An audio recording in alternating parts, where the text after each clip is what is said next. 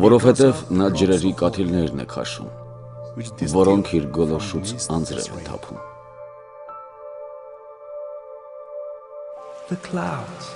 Ամպերը վազեցնելով մարդկանց վրա առատորեն կաթեցնում են։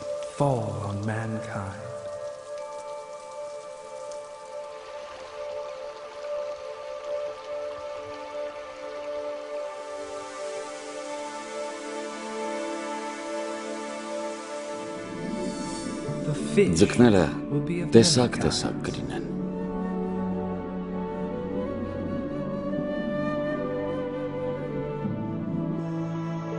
Երկրի վրա ծաղիկներ են լինում։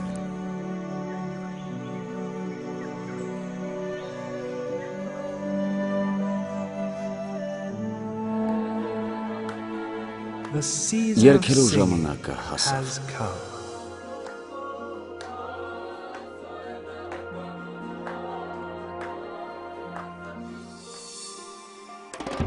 Մի ձայն ասում,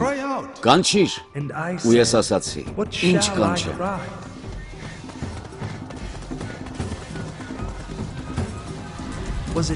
Արդյոք Տերը չէ, որի դեմ մեղք գործեցին։ Բայց նրանք չհետևեցին նրա ճանապարհներին։ Նրանք չհնազանդվեցին նրա օրենքին։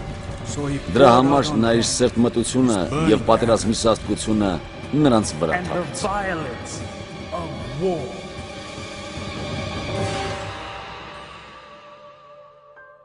Ով իր ափով ջրերը չափեց։ Ահա ազգերը դույլից կաթած կաթիլի պես են։ Կղզիները ցրված փոշու պես են։ Ուստի դուք Աստծուն ում եք նմանեցնում։ Եվ նրան ինչ նմանության հետ եք համեմատում։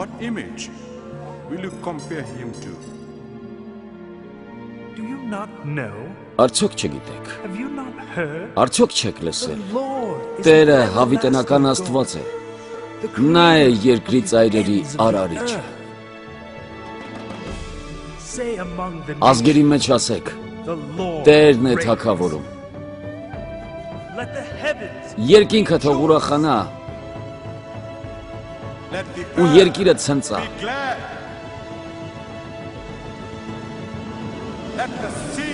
Թող ծովը գոռա։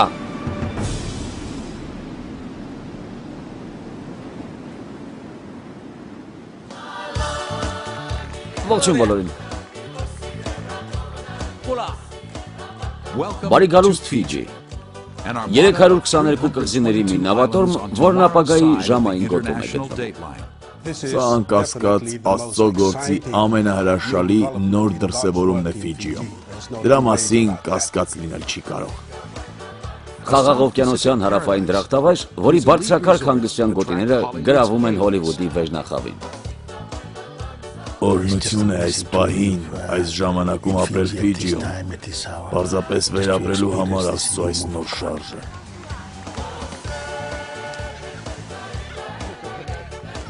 $850,000 մարդ այնքան երջանիկ են, որ մշտապես այստեղ են ապրում։ Բնակչության կեսից մի փոքր ավելին բնիկ ֆիջիացիներ են, մյուսները գրեթե բոլորը հնդիկ։ Քրիստոնեական համայնքը գրեթե ամենուր աղոթք էր բարձրացնում առ Աստված։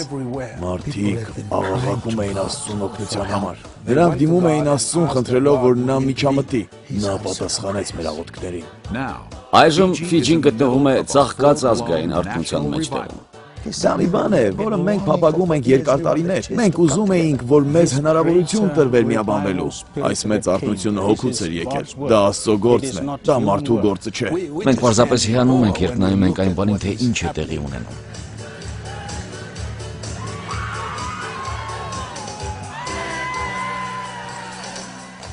Դիտելով Ֆիջիի նոր գտած ուրախությունը, դժվար է պատկերացնել այն խավարը, որը ծածկել էր ազգը հազարամյա տոնակատարումից 5 ամիս հետո։ Դա դրախտավայրի այն կողմն է, որն աննկատ է զբոսաշրջիկների համար։ Վաղ տոհմական օրերից ի վեր ֆիջիացիները պատերազմում էին և իրենց դեմ և ուրիշների։ Իսկ 2000 թվականի մայիսին անախորժությունը կրկին բռնկվեց։ Քաղաքացիական խառնաշփոթն ավելի քան երբևէ քայքայեց մեր կյանքը։ Մեր միջի ապստամբ ոգու հետ մեկտեղ, որն է խռովության ոգի, նախանձի, բարկության եւ բաժանումի ոգի, այն, որը եղել էր մեր ներսում, ձուլվեց մեր մշակույթին։ Երբ երկրում առաջին անգամ ոչ ֆիջիացի մեկը զբաղեցրեց վարչապետի պաշտոնը, գատաղի ընդդիմություն բարձրացավ։ Երբ մեզ մոտ ընտրություններ էին եւ հնդիկները հաղթեցին ընտրության ժամանակը եւ պաշտոն զբաղեցրին, ֆիջիացիներին դուր չեկավ դա։ Ֆիջիացի ազգայնամոլ Ջորջ Սպեյթը զենքի սպառնալիքով կառավարությանը որպես պատանդ էր պահում 56 օր։ Մոտ 56 օր նրանք չէին կարողանում դուրս գալ նշանակետի տակից։ Ինչպես կարող ենք նայել այն բանին, որ ավազակները ծեծում են մեր նորընտիր վարչապետին։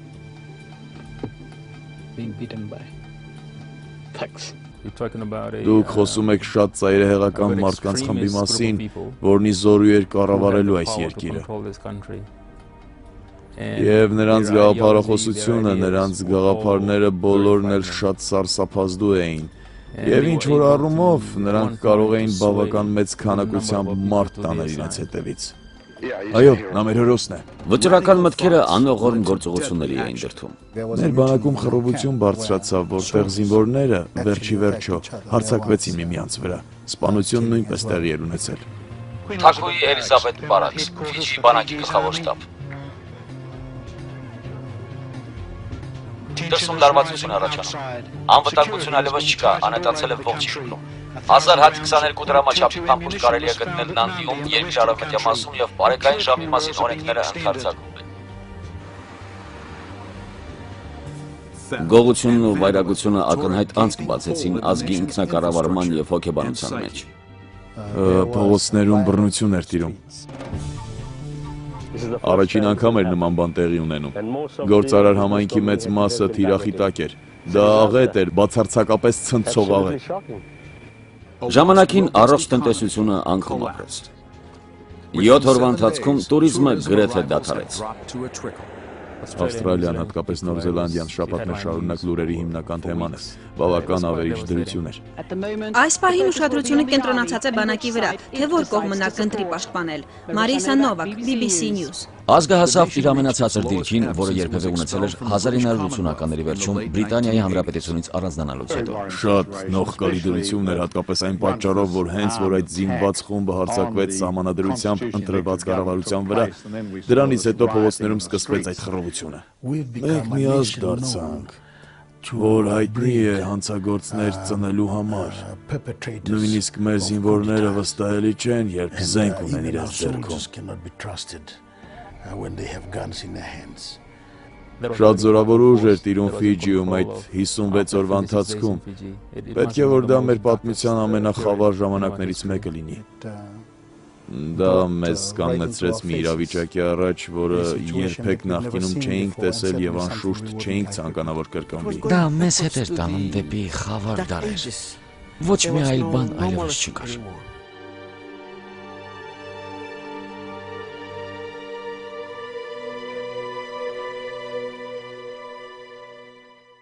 Քաղաքական հեղաշրջման պատճառով էր, որ այդքան շատ հոգևորսություն էր սկսվել շատ առաջնորդների սրտում։ Ինչու է դա տեղի ունենում մեր սերնդում։ Պատասխանը նույնքան ցավալի էր, որքան եւ հարցը։ Երբ կառավարության հարցում ամեն բան սխալ ուղղությունով գնաց մարդկանց հարցնելիս, նրանք որպես բաժանման պատճառ մատնացույց էին անում տարբեր հարանվանությունների։ Ֆիջիի եկեղեցիներն ու համայնքներն այնքան բաժանված էին։ Այնտեղ միաբանություն չկար։ Մեր ամեն արածն ասում էր, մենք լավագույնն ենք, մենք ճիշտ ենք, նրանք սխալ, մենք մատնացույց էինք անում միմյանց։ Մարդիկ տարբեր ուղղություններով էին ընթանում, նրանք անում էին ամենը ինչ ուզում էին։ Թվում էր, թե Ֆիջիի յուրաքանչյուր անկյունում, հասարակությունում, մարզային կոմիտեում, պարլամենտում մենք հարցնում ենք, էլ ինչ կա։ Մենք փորձեցինք այս եւ այն բաները, բայց դրանք բոլորն էլ դառն էին։ Յուլի Ալարմեդը, Ֆիջիի նախագահը եւ գլխավոր առաջնորդները հանդիպում կազմակերպեցին եկեղեցու առաջնորդների հետ։ Նրանց падգամը հակիրճ էր, բայց տեղի։ Արանվանական միաբանության պակասը լուրջ հետևանքներ ուներ, եւ այդ հետևանքները ազդում էին ողջ երկրի վրա։ Մեզնից շատերը մենք պատասխանատվություն ենք վերցնում այն ամենի համար, ինչ տեղի է ունեցել մեր երկրում։ Ֆիջիի եկեղեցին անելու մեկ բան ուներ, այն էր ծնկել։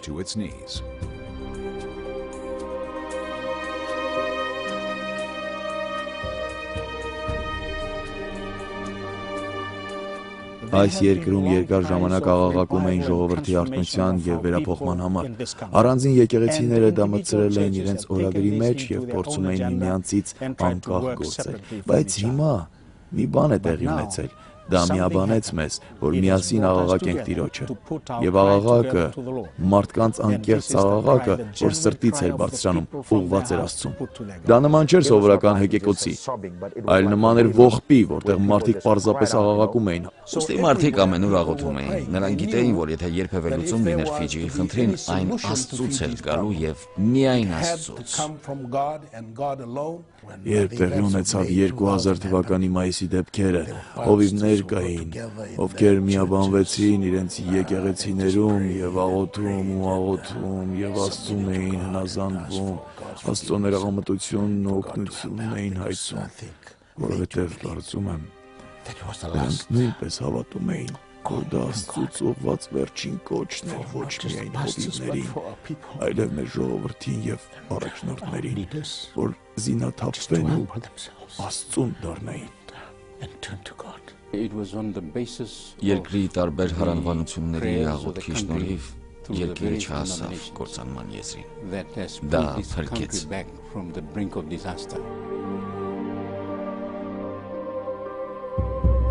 Ֆիջին հրաշքի կարիք ուներ, եւ միայն մեկը կար, ով կարող էր անել այդ հրաշքը։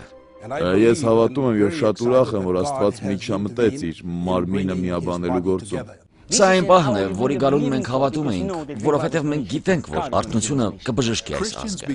Քրիստոնյաները սկսեցին բացահայտել այն փաստը, որ վաղուց ժամանակն էր համագործակցել Աստծո եւ միմյանց հետ։ Երբ տեսանք, որ ազգը դեպի ներքև է սլանում, մեզնից շատերը կարողացան ասել, կարծում եմ հիմա ժամանակն է, որ միաբանվենք։ Մենք որոշեցինք, որ հրավիրատոմս պետք է ուղարկենք երկրի բոլոր քրիստոնեական եկեղեցիներին կամ քրիստոնեական կազմակերպություններին, որպեսզի հանդիպենք։ Դա ճշմարտության պահն էր։ Ֆիջիական եկեղեցիները սովոր էին վարել իրենց սեփական ընթացքը։ Արդյոք նրանք կարձագանք էին եւ կհավաքվեին միասին։ Հանդիպման նախապատրաստական ժամանակը շատ կարճ էր։ Առավոտյան մոտ ժամը 10-ին հրավերքը բաժանվեց եւ հանդիպումը պետք է տեղի ունենար ժամը 2-ին։ Ես ապշած էի, երբ տեղի ունեցավ առաջին հանդիպումը։ Երբ նա եկավ ժամը 2-ին, իր գրասենյակը լի էր ծառայողներով, տարբեր հարանվանությունների առաջնորդներով։ Գրասենյակում բավական տեղ չկար մեզ համար։ Ինչ վերաբերում է ինձ, ես շարունակ կասկածում էի, որ դա կարող էր երբևէ տեղի ունենալ։ Ես սկզբից էլ միշտ իմացել եմ, որ քաղաքում Աստծո շարժի արթնության բացակայող տարրերից մեկը Քրիստոսի մարմնի միաբանվելն է։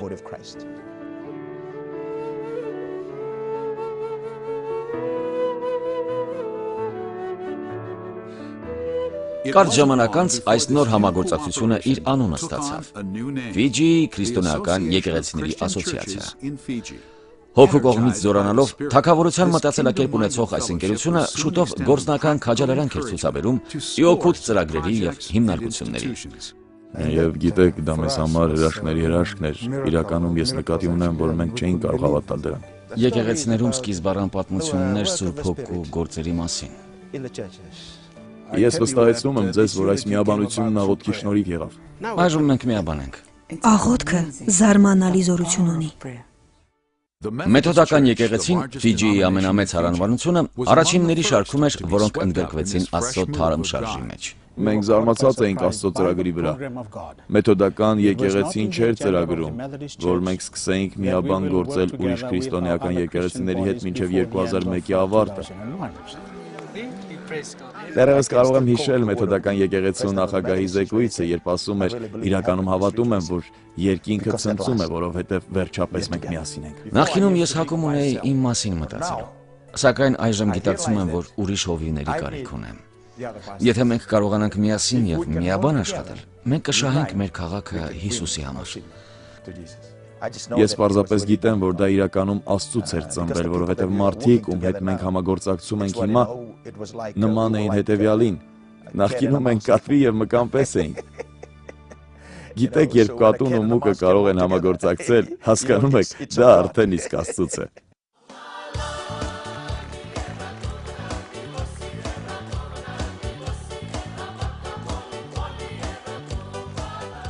2001 թվականի հուլիսին այս նոր բիաբանությունը երևաց որպես ողջ երկրից եկած քրիստոնյաների մի ժողովի ժամանակ, որոնք հավաքվել էին 3 շաբաթվա միաբան աղոթքի եւ Աստվածաշնչի զերծողության։ Այս նշանավոր հանդիպման ավարտին մոտ 10,000 մարդ հավաքվեցին Ալբերտ պարկում լսելու վարչապետ Լայսենիա Քարասեի խոսքը։ Քանի որ մեկ ամսից ազգային ընտրություններն էին լինելու, նա կարող էր օգտագործել պահը ձայներ հավաքելու համար։ Սակայն նա չարեց։ Մեծագույն կարիքն այն է, որ մեր ազգն Աստծո առաջ ճիշտ դիրքում լինի։ Այս երկիրը կառուցելու համար մեր թափած ջանքերն ապարդյուն կլինեն, եթե խորը արմատ չունենան Աստծո սիրո եւ երկյուղի մեջ։ Դրա փոխարեն նա հնարավորությունն օգտագործեց խոնարհվելու Աստծո եւ ազգի առջև։ Ուստի ես կանգնած եմ այստեղ պաշտոնից անջատ։ Այս պահին ես քաղաքական առաջնորդ չեմ։ Ձեր եւ Տիրոջ տեսածը միայն մարդ է, մեկը, որ Աստծո ներման կարիքն ունի։ Ես խնդրում եմ, որ նա ների ինձ այն պահերի համար, երբ անտեսել եմ եւ սառն եմ եղել իր հետ իմ հարաբերության մեջ։ Քո առաջնորդությամբ մեղավորը կնորոգի իրեն։ Նա նոր զորություն եւ նոր նպատակ կգտնի քո կամքը հետապնդելիս։ Տեր, կրկին աղերսում եմ, փրկիր ինձ, վերցրու իմ սիրտը եւ բռնիր իմ ձեռքը։ Ես պատվում եմ քեզ որպես արքաների արքայի։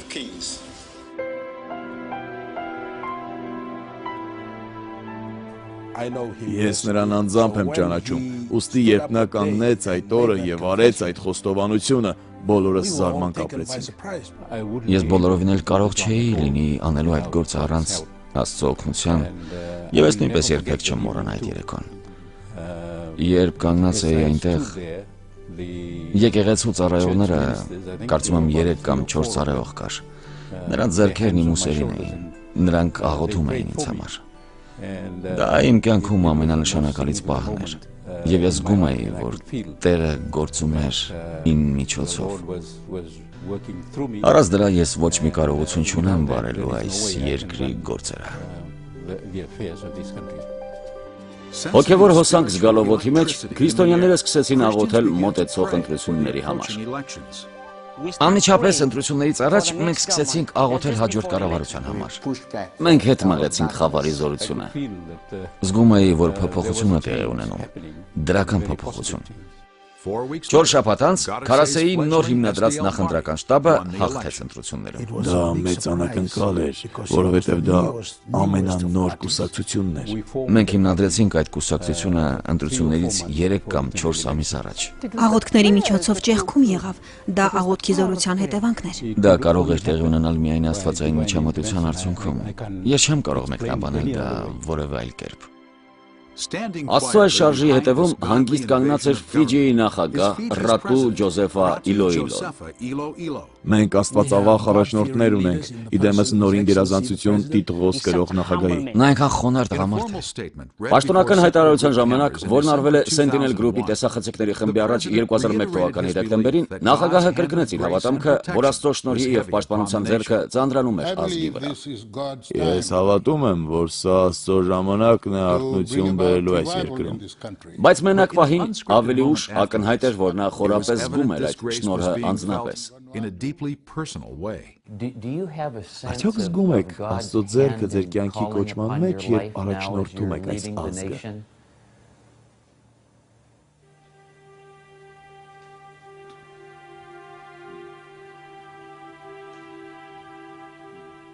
Պերճախոս լռություն էր տիրում։ Շատ հուզիչ լռություն էր։ Երբ տեսա նրան, Աստված խոսեց ինձ հետ ասելով. «Սա է նախագահը, ազգի առաջնորդը, ում համար աղոթում էիք։ Ես եմ նրան այստեղ կարգել»։ Մինչև վերջերս Ջոզեֆա Ռաբոնուն աշխատում էր որպես նախագահական նստավայրի գիշերային պահակ։ Դա մի պաշտոն էր, որը շնորհվել էր նրան յուրօրինակ մուտք առաջին ընտանիքի անձնական կյանքի անցուդարձի մեջ։ Ամենառավոտ նախագահը միշտ արթնում է մոտ ժամը 4:30-ին։ Նա հագնելով իր ամբողջ զգեստը ոչ թե գիշերանոցով, նստում է իր սեփական անկողնու մեջ եւ ամեն առավոտ Աստծո հետ հաղորդակցության ժամ է ունենում։ Դա տեղի է ունենում ամեն առավոտ։ Միանալով աստվածային մի փունջ նպատակներին, նախագահն ու առաջին տիկինը առաջնային էին դարձնում երկնային նպատակները։ Աստված, ես ուզում եմ, որ դու ընտրես կառավարության առաջնորդներին այս ընտրության ժամանակ։ Թող քո մատը միջամտի։ Աստծո պատասխանը շուտ եկավ։ Եվ ամեն առավոտ մենք սկսում ենք տեսնել այդ արդյունքները։ Իշխանության գլուխ մի նոր առաջնորդ անցավ եւ կառավարությունը սկսեց նոր տեսք ստանալ։ Եվ աշխատակազմում շատ մարդիկ կան, ովքեր վերստին ծնված քրիստոնյաներ են։ Այնքան ուրախ եմ դա ասելու համար։ Դա Աստծո ձեռքի գործն է, եւ ահա այն թե ինչ է Տերն անում։ Տայիտո Վագավակատոգան տեղական եկեղեցու հովիվ էր։ Այժմ նա սենատի նախագահն է։ Սա է աղոթքի զորությունը։ Ես նշանակվեցի այս պաշտոնին, որն այժմ զբաղեցնում եմ միայն այն պատճառով, որ աղոթեցի, միայն նրա պատճառով։ Ապոստոլո Մասումդրաուն Աստծո մեկ ուրիշ խոնարհծառան գլխավորեց նորաստեղծ հաշտության նախարարությունը։ Դա մեզ ուղղված մարտահրավերն է։ Մենք պետք է հնարավորություն տանք մեր առաջնորդներին, առաջատար առաջնորդներին, կրոնավոր առաջնորդներին, քաղաքական առաջնորդներին, որ տեսնեն այդ մեկ տեսիլքը։ Ադի Ասենակա Քաուքաուն վերջին տեխնացուն էր, որ հաղթեց 2001 թվականի ընտրություններում։ Աստված եւ ողջ ազգը նրան էին սպասում։ Այժմ վարչապետի կաբինետի ակտիվ անդամ լինելով, Քաուքաուն որպես նախարար զբաղվում է կանանց իրավունքները պաշտպանելով, աղքատության թեթևացմամբ եւ հասարակական բարեկեցությամբ։ Ես պարզապես պատրաստ եմ փոխանցելու Աստծո խոսքը։ Եվ բոլորովին չեմ հապաղում բաժնեկցելու Աստծո խոսքը որևէ մեկի հետ, եւ նույնիսկ համոզելու նրանց, որ փրկություն ստանան։ Ես դա պարլամենտում եմ անում։ Իմ բոլոր հանդիպումները սկսում եմ Տեր Աստծուն օրհնելով, Եհովային փառք տալով։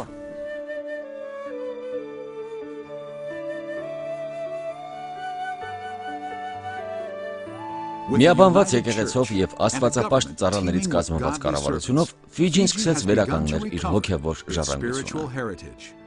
Շատերը երբեք չէին կամենում եկեղեցի գնալ, բայց սկսում եմ տեսնել նրանց։ Նրանք արդեն ուզում են։ Նրանք հարցնում են ինձ. երբ է գալու արթնությունը։ Արթնության ջահը, որը հանձնվեց նախագահ Իլոյի կողմից Ալբերտ Պարկ ռալիում, սկսեց դանդաղորեն առաջ գնալ ֆիջիական կղզիախմբով։ Շատ քաղաքներ ու գյուղեր ողջունեցին այն մեծ հուզմունքով։ Երբ առաջնորդները տանում էին այդ ջահը, նրանք արտասվում էին։ Բոլորն այնքան հուզված էին դրա պատճառով։ Նրանք ասում էին, որ դա նման էր, գիտեք, լույսին, որը գալիս էր մեր հոգու մեջ։ Դա նման էր ավետարանին, որ առաջին անգամ գալիս էր մեր հոգու մեջ։ Մենք տեսնում ենք, որ Աստծո կրակը կարողացավ տարածվել ողջ ազգի մեջ։ Ֆիջիացիների ամբողջ համայնքը Աստծուն կվերադառնա։ Ահա թե ինչ եմ ուզում տեսնել։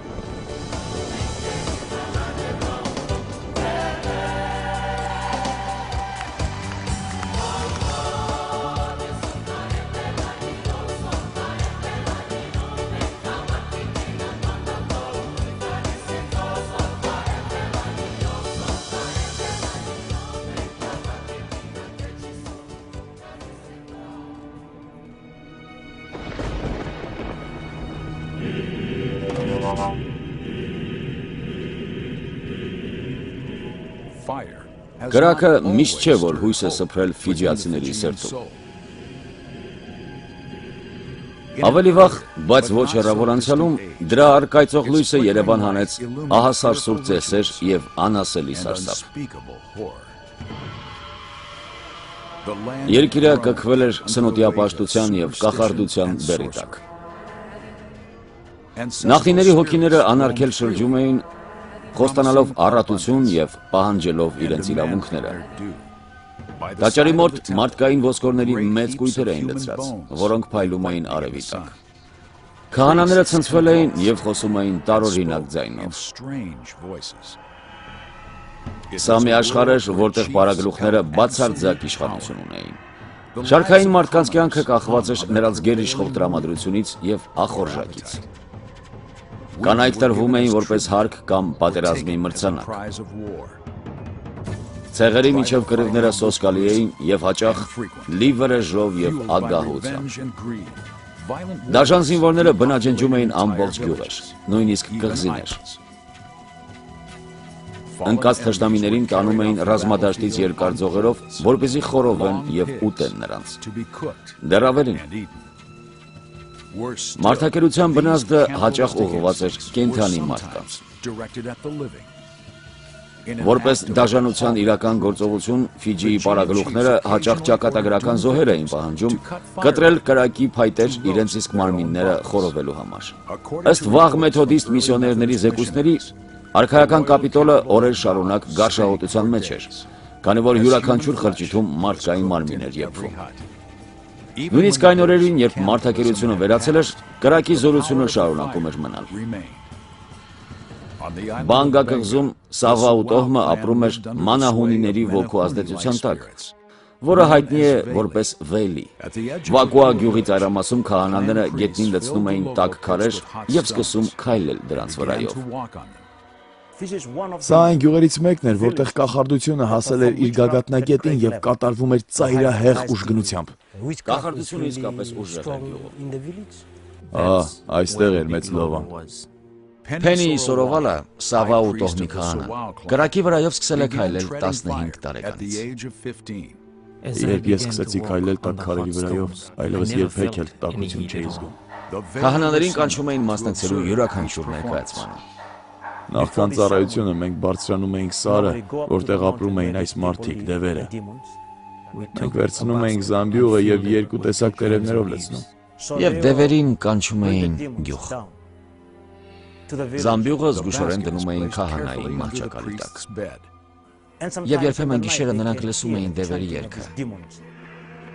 Թեև Վակուայի քարերի վրայով քայլողները պաշտպանված էին այրվող քարերից, այս զորությունը գին էր պահանջում։ Անեծք կար գյուղի վրա։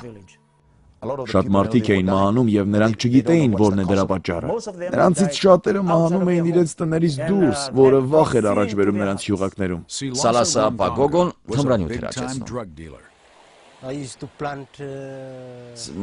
Մարիխուանա էր աճեցնում։ Շատ լուրջ էր։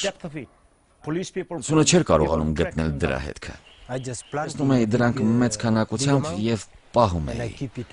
թաքցնում էի թփերի տակ։ Որտեղ է փորում և դնում չորացած տերևներով շիշը և սպասում, որ մարդիկ ծովի մյուս կողմից նավերով գան։ Ցիկլոնային սեզոնից հետո բեռնատար նավերը ժամանում էին տարբեր ուղղություններից, ներառյալ Ասիայից, Օվկիանիայից և Հյուսիսային Ամերիկայից։ 1995 թվականին Ռագոգոյի ընկերներից մեկի անպատիվ արբեցող Ջոջի Փոնի Փեթի մոտ առողջական լուրջ խնդիրներ առաջացան։ Ձախ ոտքս լուրջ վնասվել էր։ Ես գնացի բժշկի։ Փոնի Փեթի ոտքը զննելուց հետո բժիշկը վիրահատություն նշանակեց հաջորդ շաբաթվա մեջ։ Մահվան վախը համակել էր նրան։ Բայց մահը ստիպված էր սպասել։ Փոնի Փեթի նշանակված վիրահատությունից 2 օր առաջ մի մտահոգված ծանոթ կազմակերպեց, որ նա գնա Տրիվինգ Սուվա տարածքի եկեղեցին։ Եվ եկավ այդ ծառայությունը, որտեղ նրա համար աղոթեցին։ Աստվածային զորություն անցավ նրա հիվանդ մարմնով։ Երբ հիվանդանոց գնացի, ոտքիս հետ ամեն բան կարգին էր։ Նա ողջ գյուղին վկայեց, թե ինչպես է Տերը բժշկել իրեն։ Երբ քաղաքից վերադարձավ, նա անմիջապես պատմեց ինձ, թե ինչ էր տեղի ունեցել իր ծնկի հետ։ Ես փոխված մարդ եմ հիմա, այլևս չեմ խմում։ Այս շնորհաշատ գործի ազդեցությունը ակնթարթային էր։ Շատ մարդիկ արձագանքեցին և իրենց սիրտը տվեցին Տիրոջը։ Այնինչ այստեղ տեղի էր ունենում, կարծես ընտանեկան փրկություն լիներ։ Սա հաստատություն եղավ ինձ համար, որ ողջ ընտանիքը պետք է փոխվի։ Երբ մենք փոխվեցինք, ես սկսեցի քշել դևերին, որ այլևս երբեք չվերադառնան։ Փենի Սորովալը ևս զգում էր, որ կախարդանքը բարձրանում է։ Երբ Հիսուսին որպես Տեր ընդունեցի, ամեն բան փոխվեց։ Ես հասկացա, որ այսքան երկար տարիներ ես խաբվել եմ սատանայի կողմից։ Այս հայտնությունը առաջնորդեց Սավաուի տոհմին քանդել իրենց երկարաժամկետ դաշինքը Վեյլիի հետ։ Բոլոր քահանաները դադարեցին քարերի վրայով քայլել։ Մենք բոլորս վերստին ծնվեցինք Սուրբ Հոգու զորությամբ։ Մենք տեսանք ավետարանի զորությունը և ազդեցությունը այս գյուղում։ Այս գյուղի բնակիչների 80-ից 90%-ը եկեղեցի են գնում։ Նրանց դուր է գալիս լսել Աստծո խոսքի ուսուցումը։ Ու ոչ մի կախարդություն, ոչ մի ծխախոտ, ոչ մի մարիխուանա, ոչ մի գողություն։ Նույնիսկ Ռագոգոյի անպատիվ թմրանյութագործի կյանքում վերափոխում տեղի ունեցավ։ Այժմ ես հասկանում եմ, որ մենք պետք է հավատարիմ մնանք Աստծո խոսքին եւ հետևենք նրան։ Հրաշալի է տեսնել նրան եւ տեսնել, որ էլ նախկինը չես։ Հրաշալի է։ Ամեն օր ապրել նրա համար։ Ամեն օր զարմանահրաշ է։ Քաջալերվելով այս զարգացումներով, բայց չբավարարվելով, գյուղի ավագները արթուն մնացին Տիրոջ առջև։ Մենք աղոթում ենք ամեն օր առավոտյան ժամը 4-ին։ Մենք աղոթում ենք, որ Տերը շարժվի։ Եվ ինչպես երևում է, Աստված շարժվեց։ Ես հիվանդ մարդ էի։ Ես միշտ հիվանդանում էի։ Երբ ես փոխվեցի, էլ երբեք չեմ հիվանդանում։ Նրանք, ովքեր ծերեր ունեին տանը, կարծում էին, որ նրանք վաղուց մահացած պետք է լինեին, բայց չեն մահացել։ Նրանք շատ առողջ են։ Երբ ազգային տնտեսությունը քայքայվեց 2000 թվականի մայիսի սկզբին, Վակուայի բախտը սկսեց բերել։ Թեև մարդիկ ասում են, որ տնտեսությունը քայքայվում է, այստեղ մեր գյուղում փողի խնդիր չկա։ Նոր համայնական կենտրոն է կառուցվում, որի գումարը տրամադրել է մոտակա հանգստավայրի սեփականատերը։ Աղոթքը զորություն ունի։ Մենք կարող ենք տեսնել եւ զգալ փոփոխությունը։ Աստծո շունչը արթնություն է տվել նույնիսկ հողին ու ծովին։ Դուք տեսնում եք, որ բոլոր պտուղներն աճում են ամեն սեզոնի։ Այն ծառերը, որոնք պտուղ չէին տալիս, այժմ տալիս են։ Նույնը տեղի ունենում նաև ծովում։ Ձկները, որոնք սովորաբար տարվա ամեն սեզոնին չէին աճում, հիմա առատ են։ Վակուայի հիմնական ստորջրյա ժայռերը կրկին կյանքի են կոչվել։ Վակուայի հիմնական առագաստամերակը կրկին կյանքի է կոչվել։ Մարդիկ վազում են այնտեղ եւ տեսնում, որ ամեն բան առատ է։ Նոր մարջաններ մեռած մարջաններից։ Եվ դուք կարող եք սպիտակ բան տեսնել մարջանի վրա։ Կարծես ծաղիկ լինի։ Այս ամենը կատարվել է Հիսուս Քրիստոսի ավետարանի վերափոխման զորության շնորհիվ։ Այսօր այս վերափոխող զորությունը զգացվում է ողջ ազգի մեջ։ Եկեղեցին ունի ավելի քան 40,000 անդամ ողջ երկրից եւ այն շարունակում է աճել։ Ամիսներ շարունակ տարբեր ծագում ունեցող ֆիջիացիները դառնում են արքայության անդամ։ Բազմաթիվ մարդիկ կան, որ գալիս են ամեն հավաքույթին։ Հարյուրավոր մարդիկ են եկել այստեղ։ Հազարավոր մարդիկ են գալիս։ Երկիրը լի է մարդկանցով։ Այժմ այս ազգը մեծ փափագ ունի Աստծո հանդեպ։ 2003 թվականի սեպտեմբերին Ռեյնհարդ Բոնկեի բացօթյա արշավների ժամանակ ողջ աշխարհը տեսավ, թե որքան մեծ է նրանց փափագը առ Աստված։ Վերջին օրը համարյա 120,000 մարդ էր եկել հավաքույթին։ Այսինքն Ֆիջիի բնակչության 10%-ը, հարյուրավոր, հազարավոր մարդիկ էին եկել։ Հարյուրավոր, հազարավոր մարդիկ էին եկել։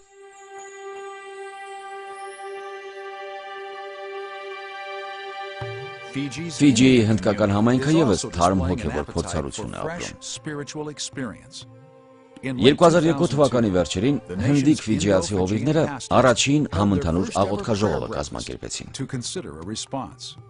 Նրանք քաջալերում էին միմյանց, դե գիտեք, գնալ հունձքը հավաքել։ Նրանք ասում էին, մեր ժողովուրդը պատրաստ է Հիսուսի համար։ Շատերն արձագանքում էին բժշկության ուշագրավ եւ աննկարագրելի տեղատարափին։ Նրանք տեսնում են այս հրաշքները, որից հետո նորերն են կատարվում։ Հիսուս կարող է անել դա։ Ես սերում եմ խիստ հինդուիստական ընտանիքից, հայրս հինդուիզմի քահանա էր։ Բայց երբ Սումանտլատայի 6-ամյա աղջկա Գավիտայի մոտ աչքի ցավոտ եւ կուրացնող հիվանդություն հայտնաբերվեց, նրա հավատքը սկսեց փորձվել։ Ամեն ամիս ես բժշկի էի գնում։ Ես գնում էի, իսկ բժիշկները միայն քսուկներ էին տալիս։ Այս ռեժիմին նա պետք է հետևեր 18 տարի։ Բժշկություն չէին գտնի ողջ աշխարհում։ Վերջապես, հիասթափված բժշկությունից եւ իր հինդու աստվածներից, Սումանը Կավիտային տարավ մոտակա եկեղեցի, որ աղոթեն նրա համար։ Երրորդ օրը նա սկսեց տեսնել։ Կավիտան բժշկվեց։ Մենք նրան նույնիսկ Նոր Զելանդիա տարանք, որպեսզի բժշկական ստուգում անցնի։ Բժիշկներն ասացին, որ ամեն ինչ կարգին է, ոչինչ չկա։ Այդ օրվանից սկսած իմ ամբողջ ընտանիքը, ամուսինս, ես եւ 3 երեխաներս դարձանք քրիստոնյա։ Սումանի պատմությունը միակը չէ։ Ֆիջիի հնդիկների մեջ էլ մեծ արթնություն է տեղի ունենում։ Եկեղեցիներում հսկայական աճ է գրանցվում, հատկապես հնդկական եկեղեցիներում։ Ֆիջիում շատ մարդիկ քրիստոնյա են դառնում, շատ շատերը։ Այս ամենը մարդիկ զգացել են Աստծուն փնտրելու արդյունքում։ Երբ ընտանիքի մի անդամը փրկվում է, ամբողջ ընտանիքը ճանաչում է Տիրոջը։ Հավատում եմ, որ Աստծո ալիքն է տարածվում այս ազգի մեջ։ Աստված շարժվում է այնպես, ինչպես երբեք նախկինում չի շարժվել։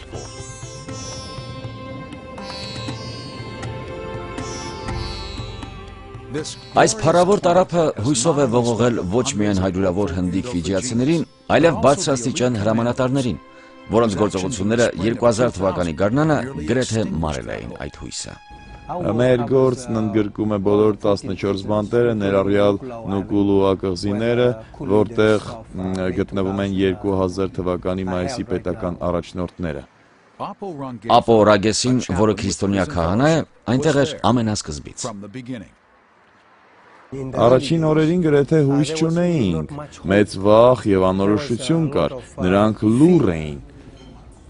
Նրանք չէին խոսում մեզ հետ, չէին խոսում։ Ուղղակի լռում էին։ Պատկերացնում եք։ Առաջին 3-4 կիրակի օրերը, երբ այնտեղ էի մտնում, այնտեղ 40 հոգի էին, եւ զգացվում է, որ այս մարդկանց սրտերը ատելությամբ են լցված։ Նրանք չէին ներում։ Նրանց սրտերը կարծրացել էին։ Նրանք վրեժխնդությամբ էին լցված։ Դա զգացվում էր։ Դուք այս էսկադրոնը թողեցիք այնտեղ։ Միգուցե այո, միգուցե ոչ։ Բայց կարելի ասել, ես կռվում եմ իմ երկրի եւ ժողովրդի համար։ Դա թե ինչու եմ այստեղ։ Մենք ֆիջիացիներս մեր սեփական կառավարությունն ունենք։ Եթե ես մահանամ կամ ինձ մահապատժի ենթարկեն այն բանի համար, ինչ արել եմ, ապա ամեն բան կարգին կլինի։ Նրանք գիտեին, որ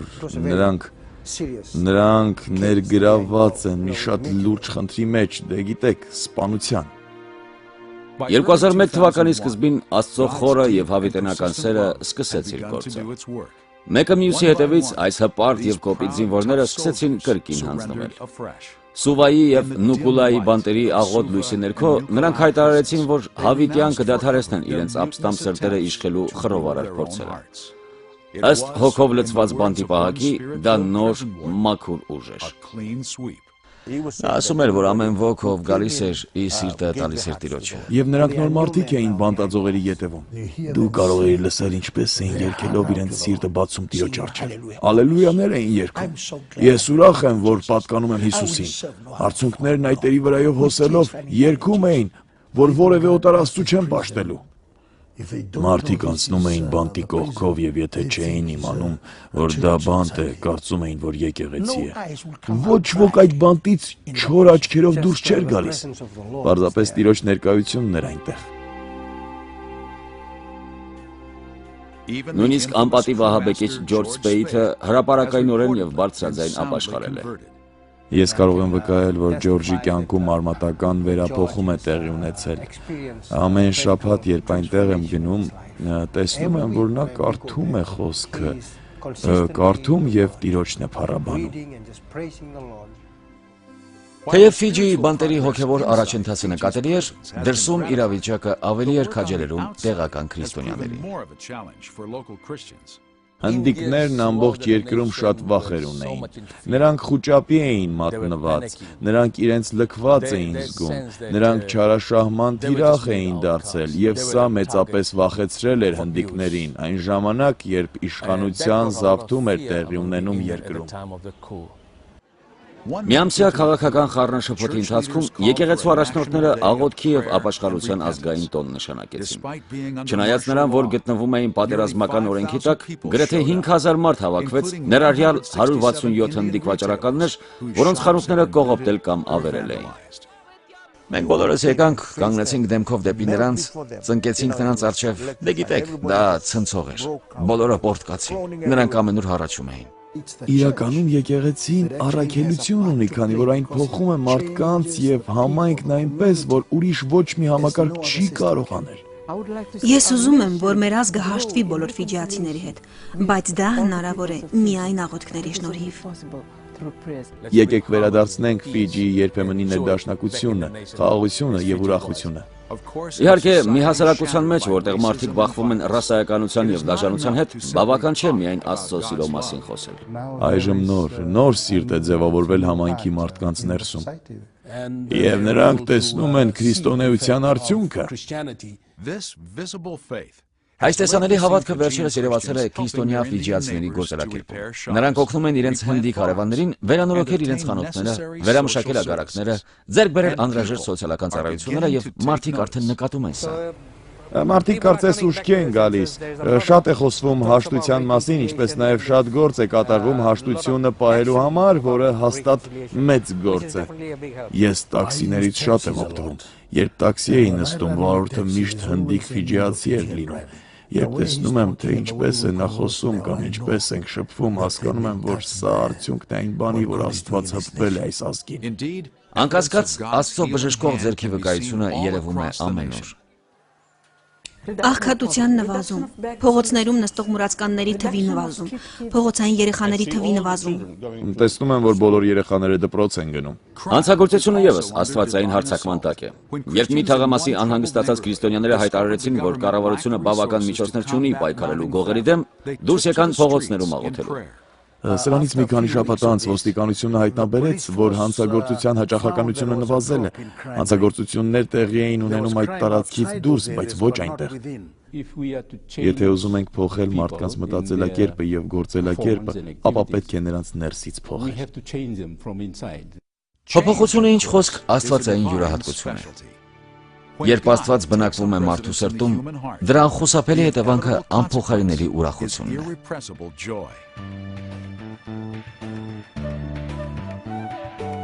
Դուք հայլում եք փողոցով եւ տեսնում, որ մարդիկ շփթում են։ Դա 12 ամիս առաջ այդպես չէր։ Դուք կարող եք լայն ժպիտներ տեսնել, ուրախ ժպիտներ տեսնել, մի բան, որ ես չէի տեսել։ Ես այնքան երջանիկ եմ։ Դա չի նշանակում, որ Ֆիջին դարձել է կատարյալ դրախտ։ Մենք դեռ երկար ճանապարհ ունենք գնալու։ Ես կուզենայի, որ մարդիկ դուրս գային աղքատությունից։ Քանի որ երկրի 1/4-ը չքավորության մեջ է ապրում, Ադի ասենկա կաուկաուն ծանր գործ է անում։ Նա ուժի աներևակայելի աղբյուր ունի։ Ամեն առավոտ ես իմ հոգսերը Տիրոջն եմ հանձնում եւ հրավիրում եմ Սուրբ Հոգուն, որ առաջնորդի ինձ։ Նա երբեք չի ձախողվում։ Բայց Ֆիջիի տնտեսության մեջ նոր աշխուժություն է զգացվում։ Այն վերականգնվում է շատ արագ, այնքան արագ, որ անհավատալի է թվում։ Ամեն բան զարգացում է ապրում, շատ արդյունաբերություններ վերականգնվում էին երկրում։ Զբոսաշրջիկները վերադառնում են եւ հյուրանոցները լցվում են։ Մեր ստացած թվերը ցույց են տվել, արտացոլել են, որ մեր առևտուրը զարգացում է ապրել։ Բանկերը ավելի շատ են վստահում մեզ։ Ըստ Ռեզերվ բանկի զեկույցի մենք առաջ ենք շարժվում։ Այժմ կարող ենք ասել, որ մեր իրավիճակը արդեն շատ ավելի լավ է։ Մենք առաջ ենք գնացել, շատ ավելի, քան կարող էինք մտածել։ Պատճառն այնն է, որ Աստծո տղամարդիկ եւ կանայք կան, որոնք առաջնորդում են ազգը։ Ուստի հաջորդ տարի մենք եւս մեկ պորտկում ենք սպասում։ Եթե ուզում ենք, որ այս երկիրը դառնա լավ երկիր, ասենք առողջ երկիր, ավելի լավ երկիր, պետք է Աստծո մեջ մնա։ Մենք պետք է քայլենք այն ուղղությամբ, որ Աստված է ուզում։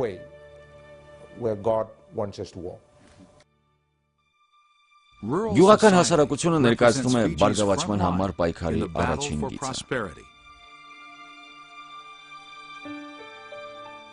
Զամբետո գյուղը, որը գտնվում է երկրի ամենաշքեղ հանգստավայրերից մեկի ստվերում, դրա վառ ապացույցն է։ Չնայած տեղական ավակների, հովիվների եւ դպրոցի ուսուցիչների ջանքերին, կյանքի չափանիշները շարունակում էին վատթարանալ։ Ինչ է կատարվում։ Նախկինում, երբ լսեցի պատմությունը, գյուղում առատ սնունդ կար։ Այժմ դժվար է որևէ ուտելիք գտնել։ Եկամտի աղբյուր չկա։ Զգալով, որ իրենց պակասությունը հոգևոր անհավատարմության արդյունք է, գյուղի շատ ավագներ իրենց հայացքը ուղղեցին երկինք։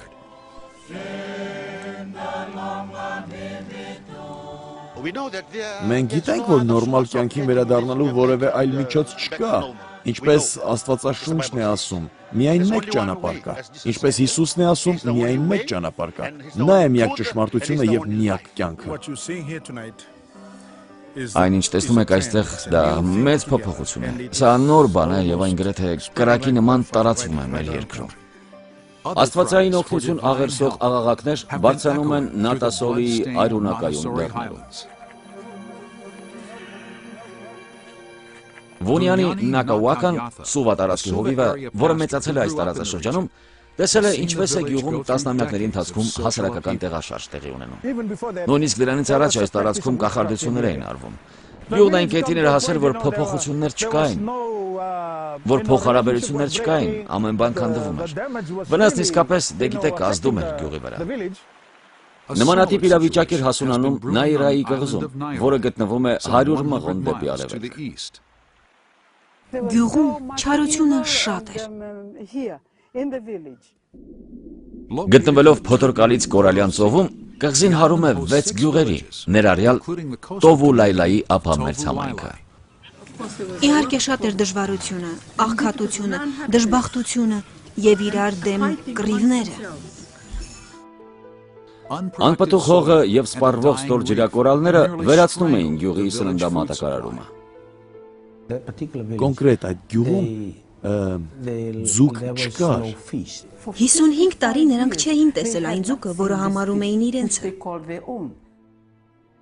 Վաղ 60-ականներին Նուկուի աղջուրների ջրերը թունավորվեցին, կործանելով շրջակա այգիները եւ պատճառելով ուղեղի թմրեցում։ Կեսօր էր, երբ ջուրը սպիտակեց։ Նրանք, ովքեր լողում էին գետում, ստիպված էին փախչել։ Տասնամյակներ անցան, եւ Նուկուի խնդիրները ավելացան։ 2003 թվականի գարնանը մարդիկ էլ չէին դիմանում։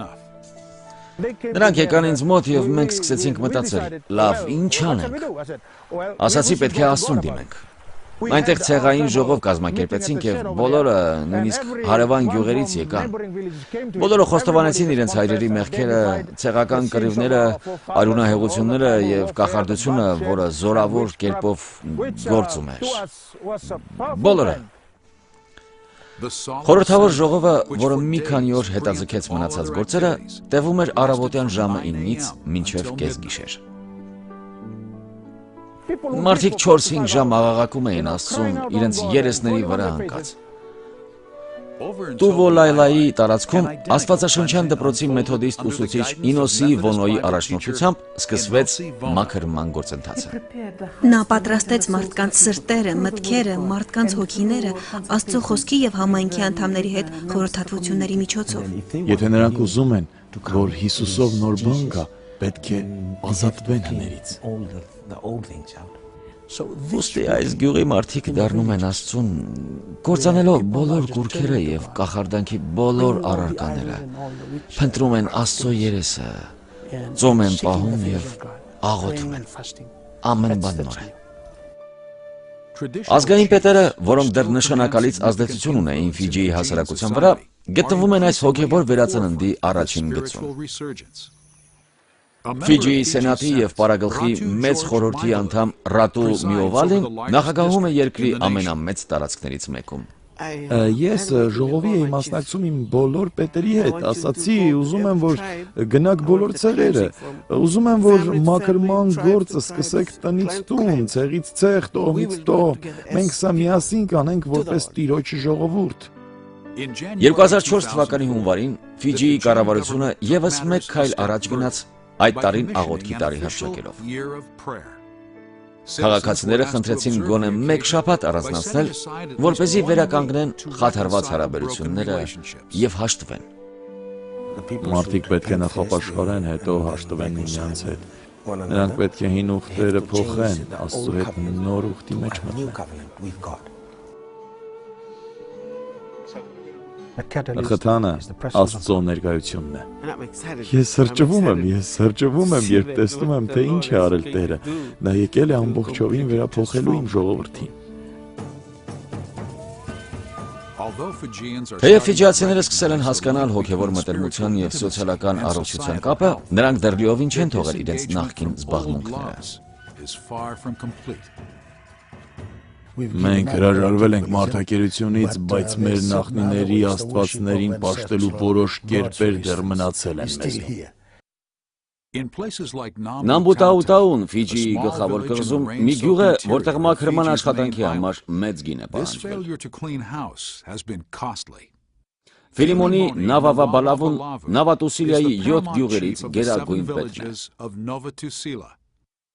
Նա նաև Ֆիջիի պատմության կախարդության գործերի ամենաանպատիվ առաջնորդի թոռն է։ Թվում է, թե մենք մեր գործած չարիքների գերին ենք դարձել։ Թեև երկիրը հայտնի է որպես տրոպիկական հյութեղ երկիր, Նամբուտաուտաուի բուսականությունը դեռ սուղ է, և գյուղերում դեռ որսորդություն են անում սննդի համար։ 2003 թվականի վերջերին գյուղում դեռ էլեկտրականություն չկար։ Երեխաները ստիպված էին 24 կիլոմետր քայլել ամենամոտ դպրոցը գնալու համար։ Շատերը հավատում են, որ այս անեծքը կապված է ուելսացի միսիոներ Թոմաս Բեյքերի ճակատագրի հետ։ Նա ծնվել էր Սասեքսում։ 1859 թվականի ապրիլի 5-ին հանձնարարություն ստացավ գնալու Ֆիջի։ Նրա կինը անհանգստանում էր նրա համարձակ ճանապարհորդության համար։ Ես շատ եմ մտածում քո և երեխաների մասին, հատկապես Էլիսի։ Ես չեմ վախենում բնիկներից և հուսով եմ բարիք անել նրանց համար։ Համբուրիր երեխաներին իմ կողմից և ասա, որ աղոթեն ինձ համար։ Եթե սա ինձ հաջողվի, ես օրվա առյուծը կհամարվեմ։ Պարզ է, որ անվեհեր միսիոները կանխազգում էր, թե ինչ է սպասվում։ Կարծում եմ Ֆիջին իր ափերը դեռ միսիոների արյունով չի ողողել։ Արդյոք ես առաջինն եմ։ Նախքան քնելը Թոմաս Բեյքերը առաջարկեց աղոթել գյուղացիների ներկայությամբ։ Երբ Բեյքերը պատրաստվում էր պառկել, մեկը նկատեց, որ մի լույս է շարժվում դեպի գյուղը։ Այնտեղ գտնվող ցեղապետը լուր ուղարկեց, որ ուզում է սպանել Բեյքերին։ Ճակատագրական առավոտը պարզ էր և պայծառ, բայց երկիրը դեռ խավարի մեջ էր։ Այս տարածքում տիրում էին մահակները և հին աստվածները։ Երբ Բեյքերը նկատեց, որ շրջապատված է բազում զինված մարդկանցով, որոնք հավաքվել էին Նամբուտաուտաուում, հասկացավ, որ դժվարության մեջ է։ Եկեք արագացնենք, թե չէ կսպանվենք։ Բայց շատ ուշ էր։ Գյուղից կարճ հեռավորության վրա 30 զինվորներ զինված մահակներով և երկարակոթ կացիններով դարանից հարձակվեցին Բեյքերի և իր ֆիջիացի համագործակիցների վրա։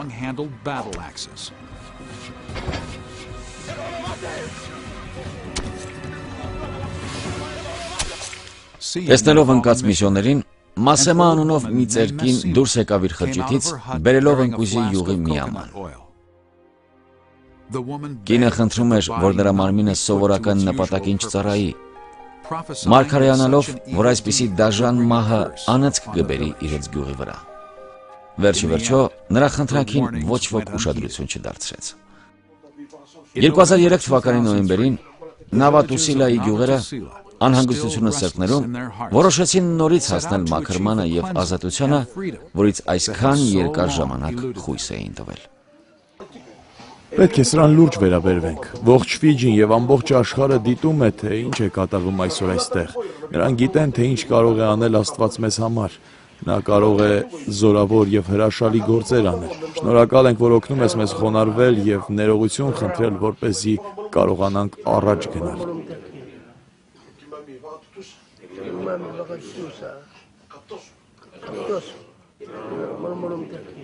Մինչ գյուղացիները շարունակում էին քայլել Աստծո հետ, հարյուրավոր ոստիկաններ և միջազգային լրագրողներ էին ժամանում գլխավոր իրադարձության առիթով։ Ժամանակն էր ողջունել պատվելի Թոմաս Բեյքերի ժառանգներին։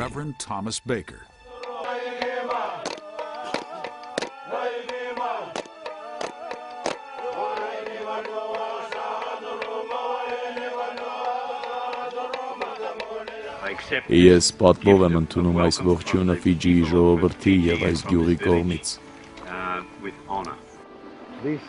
Սա այն պահն էր, երբ բոլորս եկել էինք ականատեսը լինելու այստեղ 2003 թվականի մեր երկրի վարչապետի եւ պատվելի Լասենյա Քարասեի ներկայությամբ։ Այս հավաքույթը երկար կմնա Ֆիջիի հիշողության մեջ։ Երկրի այս կղզիացած մասում մեծ ողբերգություն տեղի ունեցավ երկար տարիներ առաջ։ Այն հնչում է դարերի խորքից, սերնդների մեջ մեղավորության զգացում եւ խղճի խայտ առաջացնելով։ Այժմ պետք է վերջ տալ սրան։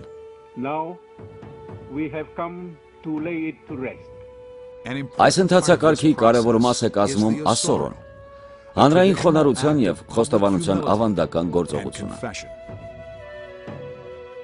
Երբ ներողությունը խոսքերով արտահայտելու ժամանակը եկավ, առաջնորդ Նավաբալալավուն մի քայլ առաջ եկավ դեպի այն մարդու ընտանիքը, որին սպանել էր իր ժողովուրդը։ Շնորհակալություն, որ այսօր մեզ հետ եք։ Շնորհակալություն, որ ժամանակ տրամադրեցիք մեզ եւ ընդունում եք այս քավությունն իմ ժողովրդի կողմից։ Մենք ուրախ ենք, որ եկել եք օգնելու մեզ եւ վերցնելու մեղքի ծանրությունը, որ գործել են մեր հայրերը։ Մեկը մյուսի ետևից գյուղի բնակիչները ներում ստացան Բեյքերի ժառանգներից, որը փնտրում էին ավելի քան մեկ դար։ Ես ընդունում եմ ձեր ներողությունը։ Ես առաջարկում եմ իմ ներումը։ Դուք ներված եք։ Հավատում եմ, որ այսօրվա իրադարձությունը կարող է ազատել Ֆիջիի ժողովրդին հասնելու իրենց ճակատագրի։ Օրվա վերջում այնպիսի զգացողություն էր, ասես շատ հիշարժան բան էր տեղի ունեցել։ Երբ ես այստեղ եկա, ակնկալում էի, որ սա փակման նման իրադարձություն կլինի ոչ միայն նրանց համար, այլև մեզ, բայց հայտնաբերեցի, որ սա վերջը չէ, սա գրքի վերջին գլուխը չէ, սա գրքի մեկ այլ գլուխ է։ Մեղքի եւ դառնության շղթաները վերջապես կոտրվեցին։ Ես ազատ էի խոսում, ես ազատ քայլում էի, ազատ մարդու նման։ Եվ ոչ միայն ես, այլև բոլոր ընտանիքները։ Թեպետ Նավատուսիլայի փոփոխությունների մանրամասները պետք է դեռ արձանագրվեն, կասկած չկա, որ նրանք ձգտում են Աստծո բնավորությանը։ Եթե մենք պատրաստենք ճիշտ ուղղությամբ գնալուն,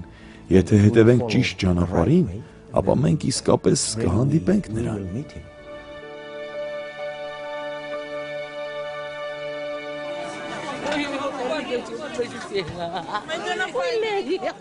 Լուկույում Աստծո ներկայությունը ակնթարթային բժշկություն բերեց ջրերին, որոնք թունավոր էին 4-11-ից ավելի տարիներ։ Ճիշտ այդպես։ Այն վեր է մեզնից։ Չենք կարողանում հավատալ։ Սա չափազանց լավ է, որպեսզի ճիշտ լինի։ Դուք կարող եք տեսնել, որ գետափներին սա սովորաբար մեռնում էր։ Դե գիտեք, չորանում էր, բայց հիմա խոտը վերադառնում է։ Նույնիսկ այստեղ կարող եք տեսնել, սա նորմալ չէր աճում։ Իսկ այնտեղ կնկատեք, որ մարդիկ գետափին ավելի մոտ տարո տեսակի բույս են ցանում, որը, ինչպես գիտեք, նախկինում չէին անում։ Ձկները եւս սկսել են գալ։ Առաջնորդված ծովերի տիրոջից ձկները վերադառնում են նաեւ Տավոլուլայ։ Եկեղեցում ամենառավոտ ցույց են տալիս, որ ձկները գալիս են դեպի ավազը։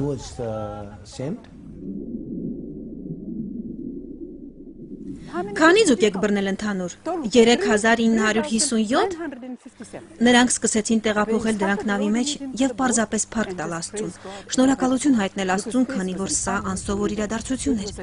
Դա մեծ վկայություն էր։ Դա հրաշք էր։ Նախկինում երբեք նման բան չէր եղել։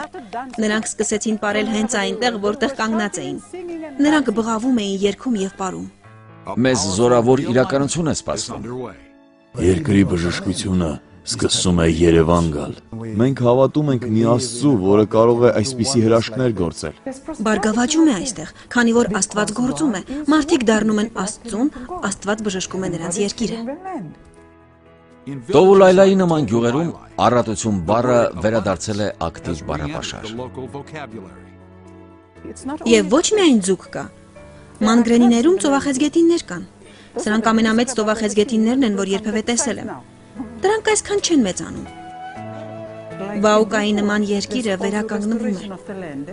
Հողն ինքը պտուղ է տալիս։ Այն ծառերը, որոնք աճում էին, բայց պտուղ չէին տալիս, հիմա տալիս են։ Համայնքը ամբողջովին վերափոխվել է 1 տարում, ավելի քիչ քան 1 տարում։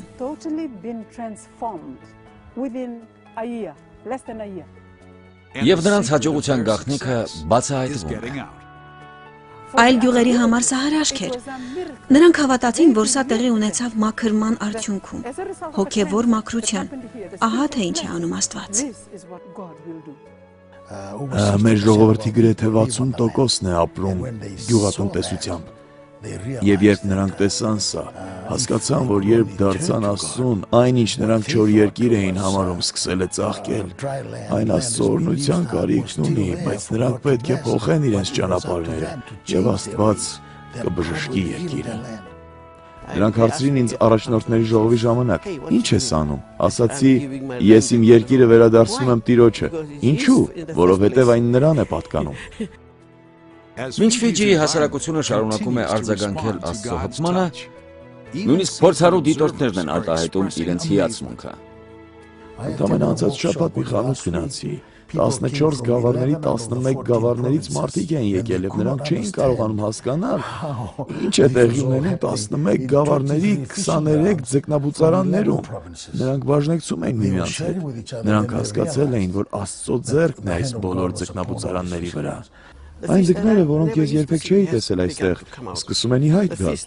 Այն ձկները, որոնք այսքան փոքր էին, այժմ այսքան մեծ են։ Վերջերս եմ գյուղից եկել։ Ես բանան էի աճեցնում, բայց նախկինում բանաններն այսքան էին։ Գիտեք, ահա այսքան։ Հիմա նրանք ավելի մեծ են։ Սա այն փոփոխությունն է, որի մասին ասում եմ կնոջս։ Տես, Տերն իսկապես օրհնում է մեզ, ամեն բան փոխում է, երկիրը բժշկվում է։ Նրանք այս տեսակ խեցեմորտներ ունեն, որ եթե դուրս գայիր եւ մի քանի հատ հավաքեիր, մի քանի ամիս էլ ոչինչ չէիր գտնի։ Այնուհետև նորից մի քանի հատ։ Այժմ նրանք ամեն օր գնում են եւ զամբյուղները լցվում են։ Արդյոք սա զարմանալի չէ։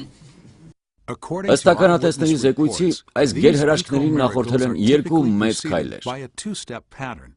Ապաշխարած գյուղացիները շատացնում են հողի եւ ծովի ջրի իրենց զոհաբերությունը սովորաբար միաբան ծոմապահությունից հետո։ Եվ Աստված արձագանքում է, ուղարկելով ընդունելության նշանը։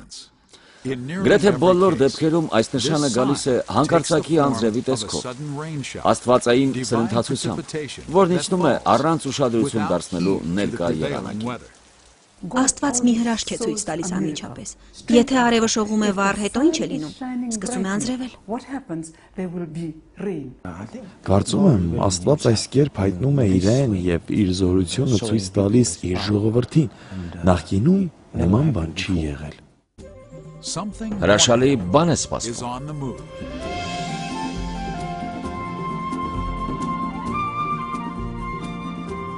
Ես գիտեմ,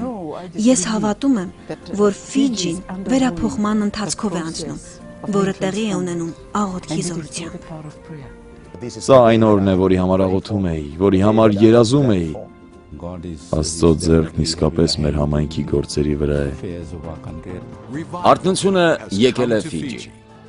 Աստված շարժում է Ֆիջիում որպես մաշող կրակ, ինչպես մեր նախնիների ժամանակ էր 1800-ականներին։ Մենք միայն կարդացել էինք դրա մասին, այժմ այն կրկին շարժվում է։ Դա կարծես բաց երկինք լիներ։ Վերջերս այն կատարվեց։ Դե հասկանում եք։ Մենք զգում ենք, որ արդեն նոր ժամանակներ ենք ապրում։ Տիրոջ նոր օրերն են։ Ավետարանի զորությունը վերափոխում է մարդկանց, վերափոխում է ընտանիքներ, վերափոխում է համայնքներ եւ վերափոխում է նույնիսկ ողջ ազգը։ Տասնամյակներ շարունակ փոխադարձ արհամարանքից հետո Ֆիջիի եկեղեցին եւ կառավարությունը առողջ եւ ներդաշնակ գործընկերություն են սկսել։ Եկեղեցին սկսել այնպիսի բաներ անել, որ չէինք կարող անել, իսկ կառավարությունն արձագանքել է դրան։ Այժմ նրանք սկսում են ճանաչել եկեղեցու դերը ազգի բարձրացման գործում։ Վարչապետը չի ամաչում օրինակ ծառայել։ Առավոտյան լուրերով մեր վարչապետը ռադիոյով հայտարարեց, որ եկեղեցին պետք է օգնի պետությանը։ Առավոտյան լուրերով եմ լսել։ Ես հասկանում եմ, որ եկեղեցին էական դեր ունի ազգի կառուցման գործում եւ տեսնում եմ, որ ավետարանն է այն ճշմարիտ հիմքը, որի վրա պետք է կառուցել հասարակությունը։ Ֆիջիի պատմությունն ասում է, որ եկեղեցին հասնում է իր կոչման լրությանը։ Եկեղեցին մտավ մարդու կյանքի եւ գործունեության ամեն ոլորտ։ Աստված բոլորի Աստվածն է, նա է քաղաքակրթության Աստվածը, նա է բիզնեսի Աստվածը, նա է եկեղեցու Աստվածը, նա է Վանուայի Աստվածը, որ նշանակում է մարդկանց եւ երկրի Աստվածը։ Այնինչ անում եմ որպես բիզնեսմեն, որպես քաղաքագետ, ուսուցիչ, բժիշկ, կյանքի բոլոր բնագավառներում ինչ էլ որ անեմ, կարող եմ երկրպագությունը լինել առ Աստված, քանի որ երկրպագությունը չի սահմանափակ եկեղեցու 4 պատերի մեջ լինելով եւ կրակի օրերին եկելով։ Այն մարդու 24 ժամվա կյանքն է, որն օգտագործվում է Աստծո փառքի եւ անվան համար։ Եթե այսպես անենք, երկինք կլինի։ Ահա երկինքը։ Քանի որ նրանց հավատքն աճում է, ֆիջիացիները սկսում են հասկանալ, թե ինչ կարող է Աստված անել իրենց իսկ պատմության միջոցով։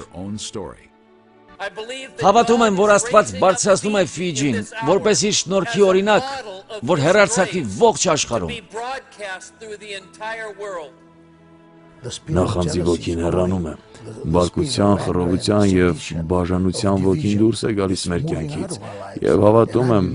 որ եթե աշխարհը տեսնի սա, ուրեմն Ֆիջիում կատարված Աստծո գործերը կարող են օգուտ տալ աշխարհին։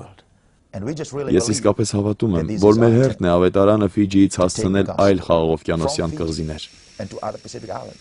Իհարկե, վկայություններ կան, որ արթնության կայծերը արդեն սկսել են տարածվել, որը շատ նկատելի է հատկապես արևմտյան Սողոմոնի կղզիներում եւ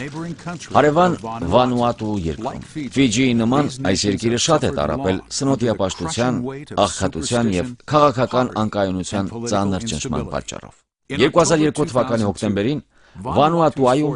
արմատական փոփոխություն տեղի ունեցավ։ Հանրային հեռուստատեսությամբ ելույթ ունենալով վարչապետ Էդվարդ Նատապեը զորավոր կերպով մերժեց կախարդությունը եւ կռապաշտությունը։ Մեր Տեր Հիսուս Քրիստոսի անունով եւ Հիսուս Քրիստոսի արյան զորությամբ ես հրաժարվում եմ կուրքերին երկրպագելուց։ Ես հրաժարվում եմ չար ոգիների ու դիվային ուժերի հետ արած ամեն ուխտից։ Ես հրաժարվում եմ կուրքերին, կեղծ աստվածներին եւ չար ոգիներին երկրպագելուց։ Լսարանը կարճում էր նրա ամեն մի բառից։ Նա իր խոսքը եզրափակեց մի ուշագրավ հայտարարությամբ։ Ես Վանուատուի վարչապետս, Վանուատուի հանրապետության եւ ժողովրդի անունից ուխտ եմ կապում ամենակարող Աստծո հետ։ Առաջինը. մենք ճանաչում ենք քեզ որպես մեկ, միակ եւ ճշմարիտ Աստված։ Երկրորդ. մենք ընդունում ենք քեզ որպես միակ Աստված, ում ձեռքերում է Վանուատուն։ Երրորդ. մենք ընդունում ենք Տեր Հիսուս Քրիստոսին որպես մեր անձնական Տեր եւ Փրկիչ։ Չորրորդ. մենք ընդունում ենք Սուրբ Հոգու զորությունը եւ գործը մեր կյանքում եւ Վանուատուի ազգում։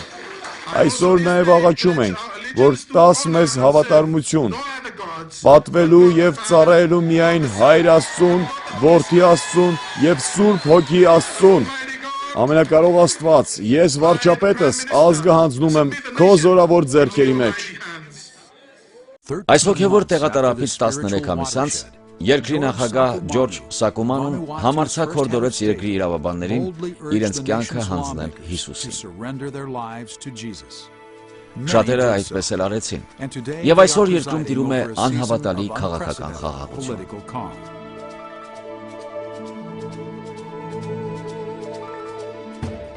Առաջնորդվելով Եհովայի վերափոխող ներկայությամբ, Ֆիջին որևէ քայլ չի ձեռնարկում փոփոխության ենթարկելու իրենց հավատարմության խոստումը։ Առանց Աստծո իսկապես հնարավոր չէ սա բացատրել։ Մեր բոլոր աղոթքները պատասխանվել են։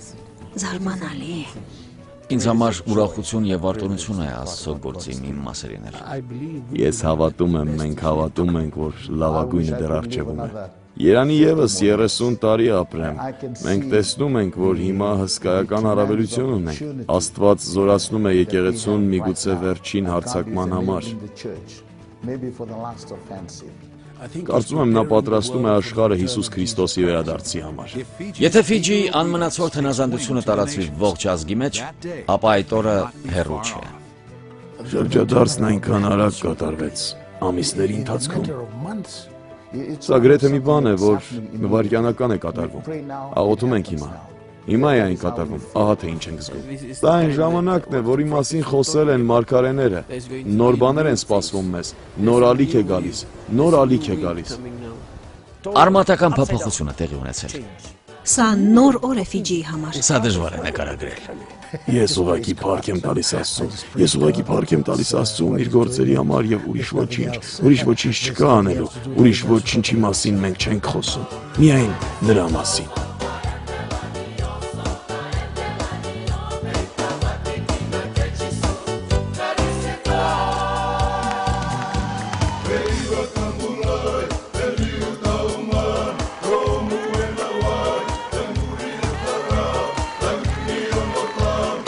What?